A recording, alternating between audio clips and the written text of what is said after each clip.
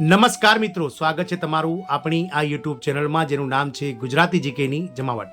તો ભારત સરકારના શિક્ષણ વિભાગના નેજા હેઠળ ગુજરાતના વિવિધ પ્રાથમિક શાળાઓમાં પીએમ પોષણ યોજના અંતર્ગત મધ્યાહન ભોજન યોજનામાં કામ કરતા સંચાલક, રસોઈયા અને હેલ્પરો કે જેઓ માટે મિત્રો આજના ન્યૂઝમાં મહત્વના અપડેટ છે તે સરકાર દ્વારા બહાર પાડવામાં આવે છે તેને લઈ અને વિડીયોમાં આપણે જાણીશું. તો ગુજરાતમાં મધ્યાહન ભોજન કર્મીઓ માટે જે છે તે મિત્રો અતિ મહત્વના ન્યૂઝ બહાર આવ્યા છે, કારણ કે આગામી 1 એપ્રિલથી ગુજરાતમાં મધ્યાહન ભોજન કર્મીઓ કે જેઓનું સંખ્યાબળ 87,000 કરતાં વધારે છે તેઓ મિત્રો આગામી 1 એપ્રિલથી હડતાલ ઉપર ઉતરશે અને તબક્કાવાર જેઓ મિત્રો બજેટમાં જે રીતે મિત્રો સરકાર દ્વારા જે જાહેરાત કરાઈ છે આ મધ્યાહન ભોજન યોજનાને લઈ અને સેન્ટ્રલ કિચન યોજના લાવીને જે રીતે મિત્રો આ એક શાળાની અંદર 3 જે કામદારો છે જેમાં સંચાલક, મધ્યાહન ભોજન સંચાલક, રસોઈયા અને હેલ્પર આ 3ની નોકરી સરકાર દ્વારા જે છે મિત્રો બંધ કરવામાં આવશે અને 3 લોકોની રોજગારી છીનવાઈ જશે. તેને લઈ અને મિત્રો તબક્કાવાર આ કર્મચારીઓ હવે વિરોધ પ્રદર્શન કરશે. તો જાણીએ વિડીયોમાં વિગતવાર કે શું છે મિત્રો ગુજરાત મધ્યાહન ભોજન કર્મીઓની આગામી મિત્રો હડતાલની આગળની જે છે મિત્રો ચાલ અને શું છે આગળનું શેડ્યુલ, તેના વિશે આજના વિડીયોમાં વિગતવાર જાણીએ. તો વિડીયોના અંત સુધી આપ બન્યા રહો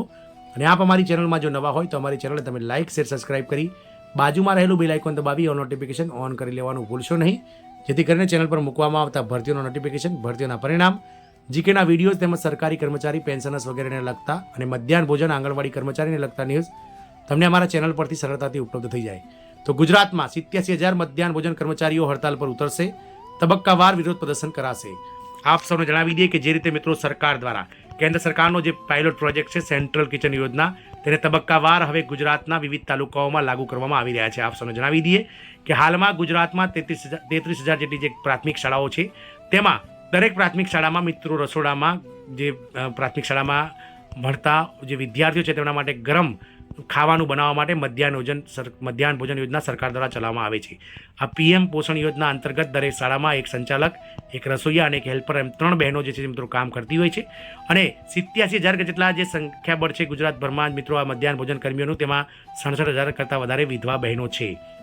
તો મિત્રો આ કર્મચારીઓની જે નોકરી છે તે સરકાર દ્વારા સેન્ટ્રલ કિચન યોજના લાવી અને બંધ કરવાનો હાલમાં સરકાર દ્વારા તખ્તો તૈયાર કરવામાં આવી છે. ગત વર્ષે બજેટમાં 26 તાલુકામાં પાયલોટ પ્રોજેક્ટ સ્વરૂપે મિત્રો આ સેન્ટ્રલ કિચન યોજના લાગુ કરવામાં આવી હતી અને આ વર્ષે વર્ષ 2025-26ના બજેટમાં પણ 72 અન્ય તાલુકાઓમાં પણ આ સેન્ટ્રલ કિચન યોજના લાગુ કરી અને સરકાર દ્વારા ધીમે ધીમે મિત્રો આ એક સ્કૂલની અંદર 3 જે કર્મચારી, સંચાલક અને રસોઈયાઓ અને હેલ્પર છે તેમની નોકરીને જે છે તે મિત્રો બંધ કરી અને આ રોજગારી છીનવાની મિત્રો સરકાર તૈયારી કરી રહી છે. ત્યાં ગુજરાત રાજ્યના 87,000 મધ્યાહન ભોજન કર્મચારીઓ આ બાબતને લઈ અને મિત્રો હવે હડતાલ ઉપર ઉતરશે અને તબક્કાવાર વિરોધ પ્રદર્શન કરશે.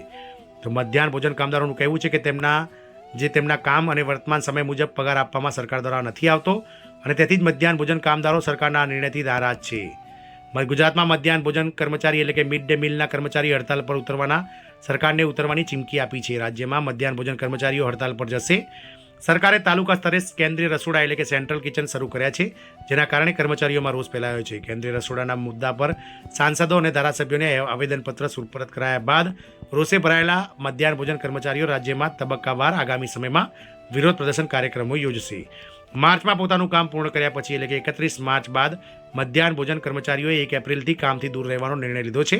આ મધ્યાહન ભોજન યોજનાનો મુખ્ય ઉદ્દેશ ગરીબ અને વંચિત વર્ગના બાળકોને પ્રાથમિક શાળામાં જે છે તે મિત્રો ધોરણ 1 થી 8માં જેઓ ભણતા હોય તેમને સારું પોષણ મળે અને શૈક્ષણિક પ્રગતિ પ્રાપ્ત થાય તે માટે ભોજન કરવાનો ઉદ્દેશ છે. સામાજિક સમાનતા પ્રાપ્ત થાય અને દેશના વિકાસમાં યોગદાન મળે તે સુનિશ્ચિત કરવાનો છે. પરંતુ મધ્યાહન ભોજન યોજનાના કામદારો હાલમાં મુશ્કેલીઓનો સામનો કરી રહ્યા છે. આ યોજના હેઠળ કામ કરતી મોટાભાગની મહિલાઓ વહીવટકર્તા, રસોઈયા અને સહાયક તરીકે સંકળાયેલી છે અને આ કર્મચારીઓ માને છે કે તેમને ખૂબ જ ઓછો પગાર સરકાર દ્વારા આપવામાં આવી રહ્યો છે.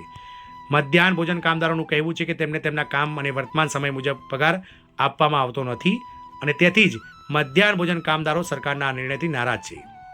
આગામી દિવસોમાં તેઓ તેમની માંગણીઓ અને કેન્દ્ર સરકારમાં વિરોધ પ્રદર્શન કરશે.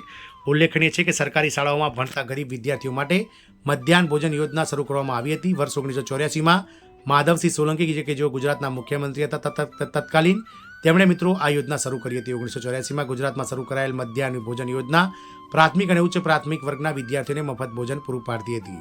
આ યોજના માટે કેન્દ્ર સરકાર અને રાજ્ય સરકાર બંને ભંડોળ પૂરું પાડે છે. સરકાર દ્વારા નિયુક્ત મધ્યાહન ભોજન કાર્યકર્તાઓ દ્વારા બધી જ સરકારી શાળાઓમાં બાળકોને ગરમ અને રાંધેલું ભોજન પીરસવામાં આવે છે. રાજ્યમાં કુપોષણની સમસ્યાને દૂર કરવા માટે આ યોજના શરૂ કરવામાં આવી છે અને જેથી ગરીબ બાળકોને વધુ કલ્યાણ મળી શકે, વધુ પોષણ મળી શકે.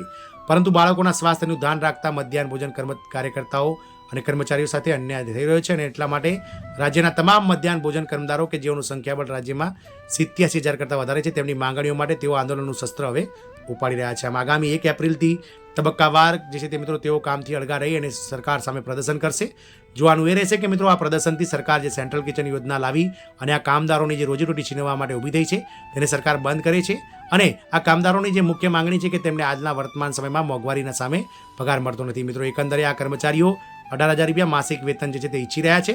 તો સરકાર આગામી સમયમાં તેમને 18,000 રૂપિયા માસિક વેતન અને આ સેન્ટ્રલ કિચન યોજનાનો જે છે તે મિત્રો બહિષ્કાર કરશે કે નહીં એ તો સમય જ બતાવશે.